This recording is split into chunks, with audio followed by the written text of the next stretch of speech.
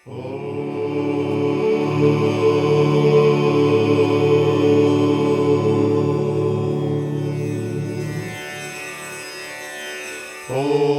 भूर्भुवः स्वाहा तत्सवितुर्वरेण्यं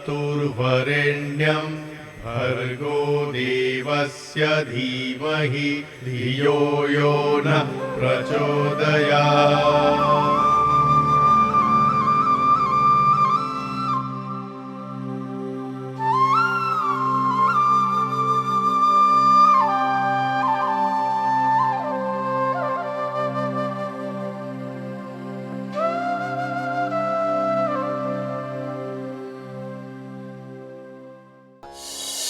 सनातन धर्म की जय हो।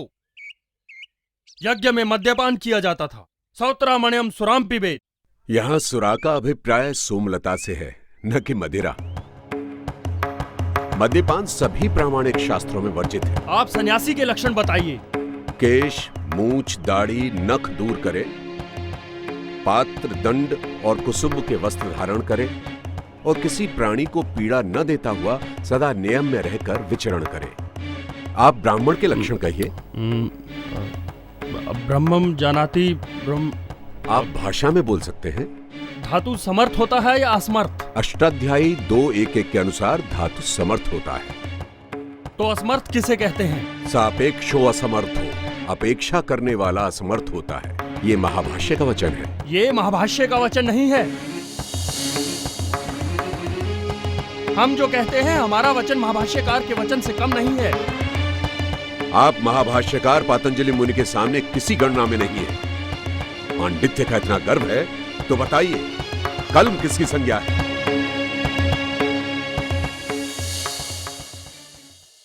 क्या आप महाभारत में विश्वास करते हैं? हाँ। एक भील ने द्रोणाचार्य की मूर्ति बनाकर उसकी पूजा की और शस्त्रों का अभ्यास किया और उसमें विशेष निपुणता प्राप्त की। इससे मूर्ति पूजा सिद्ध होती है। इससे मूर्ति पूजा सिद्ध नहीं होती है। एकलव्य ने यह कार्य अज्ञानवश किया। उसकी शस्त्र निपुणता मूर्ति पूजा का नहीं वरन सतत और सघन अभ्यास का फल थी। ईश्वर सर्वव्यापक है तो पत्थर में भी है, तो फिर मूर्ति पूजन में क्या दोष है? ईश्वर सर्वव्यापक है तो पत्थर में ही क्या विशेषता है? चेतन को छोड़कर जड़ की पूजा में क्या भलाई है? वेदों में यदि प्रतिमा पूजन की आज्ञा नहीं है तो निषेध भी कहां है? जब विधि नहीं है तो निषेध ही समझना चाहिए। कानपुर में दरगाहीलाल के घाट पर 31 जुलाई 1871 को स्वामी जी और हलधर ओझा के बीच हुए इस दूसरे शास्त्रार्थ को सुनने कानपुर की 20-25 हजार से अधिक जनता उमड़ पड़ी थी। लोगों ने अपने घर की छतों और पेड़ों पर चढ़कर भी इस शास्त्रार्थ को देखा था। इस शास्त्रार्थ का कानपुर की जनता पर इतना प्रभाव हुआ कि लोग मूर्ति पूजा से विमुख होकर मूर्तियों को गंगा में प्रवाहित करने लगे। यहां तक कि इससे चिंतित होकर वहां के प्रभावित पुजारियों ने समाचार पत्रों में एक विज्ञापन छपवाया कि लोग मूर्तियों को गंगा में न बहाकर अमुक मंदिर में दे दें। शास्त्रार्थों के इसी दौर में एक इतिहास रचा गया। स्वामी जी को मालूम था कि यदि जड़ पूजा को समाप्त करना है तो उसकी जड़ पर ही प्रहार करना होगा, अर्थात काशी के विद्वानों को शास्त्रार्थ में परास्त करना होगा। लेकिन ये इतना सरल कार्य नहीं था, क्योंकि पौराणिक समाज की मान्यता थी कि काशी की रक्षा स्वयं महादेव करते हैं और यहाँ मरने का अर्थ है सीधे स्वर्ग जाना। उसी काशी की रक्षा के लिए हजारों पंडित अपनी अगाध विद्या और काशी नरेश अपने बल और धन से सदैव तत्पर रहते थे। स्वामी जी ने काशी पहुंचकर राजा अमेठी के बाग में डेरा डाला और जड़ पूजा के विरुद्ध अनवरत संस्कृत प्रवचन करने लगे। परमेश्वर की अनुकंपा से स्वामी जी ने हजारों पंडितों की विद्या, काशी नरेश के अनंत वैभव और महादेव के अनेक विकराल अनुचरों का सामना करते हुए मूर्ति पूजा के दृढ़तम दुर्ग पर आक्रमण करने का निश्चय किया। काशी नरेश ने क्षुब्ध होकर काशी के पंडितों और विद्वानों को बुलाकर कहा, आप लोग उससे शास्त्रार्थ कीजिए। जो आज्ञा महाराज। परंतु हम में से अधिकांश ने वेद नहीं पढ़े हैं। वेदों और अन्य शास्त्रों को देखने और समझने के लिए थोड़ा सा समय चाहिए। काशी नरेश की जय हो। काशी के पंडित समूह ने एकजुट होकर स्वामी जी पर प्रहार करने की योजना बनाई।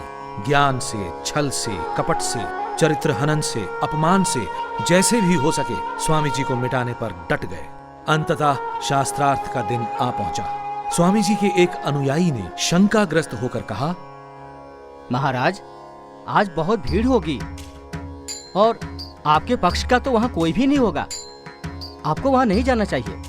बलदेव, सत्य का सूरज अकेले ही अंधकार की सेना पर विजय पाता है। प्राणों के भय से ईश्वर की आज्ञा का उल्लंघन नहीं किया जा सकता। जो होगा देखा जाएगा। जाओ, शौर के लिए एक नाई को बुला लाओ। जो आज्ञा प्रभु। शास्त्रार्थ के दिन शास्त्रार्थ स्थल पर 50,000 से अधिक की भीड़ उमड़ पड़ी। काशी के पंडित पालकियों में बैठकर चंवर डुलवाते हुए और अपनी जय बुलवाते हुए शास्त्रार्थ स्थल पर पहुंचे। इस शास्त्रार्थ में काशी के शीर्षस्थ 27 पंडितों ने भाग लिया। प्रबंध में जानबूझकर अव्यवस्था पैदा कर दी। स्वामी जी के पक्ष वालों को बाग में प्रवेश ही नहीं करने दिया गया और शास्त्रार्थ आरंभ हुआ। क्या आप वेदों का प्रमाण स्वीकार करते हैं? हाँ। वेदों में मूर्ति पूजा का कोई प्रमाण हो तो दिखाइए।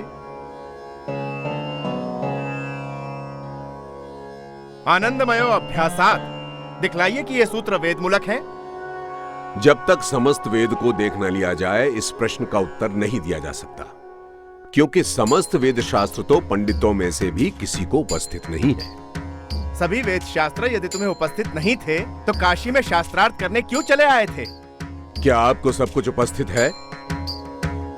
ब्राह्मणान इतिहासान पुराणानी, इस वाक्य में पुराणे शब्द पुराणों के लिए आया है। पुराण शब्द यहाँ विशेषण है, किसी पुस्तक विशेष का नाम नहीं। ये वेद मंत्र है। यज्ञ समाप्तो शतयाम दशमे दिवसे पुराण पाठम शृणुयात्। और पुराण शब्द यहाँ विशेषण नहीं है।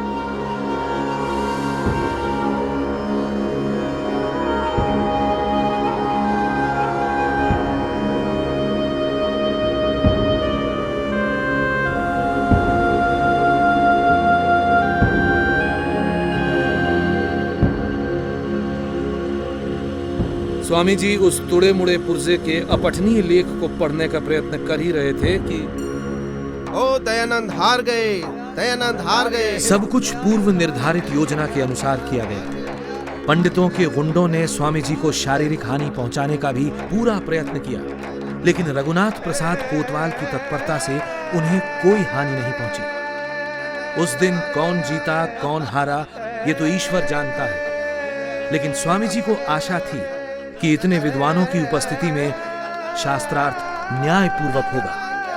अनेक दिनों तक चलने वाला शास्त्रार्थ कुछ ही घंटों में समाप्त कर दिया गया और वेदों में मूर्ति पूजा न होने की सच्चाई स्थापित होने से रह गई।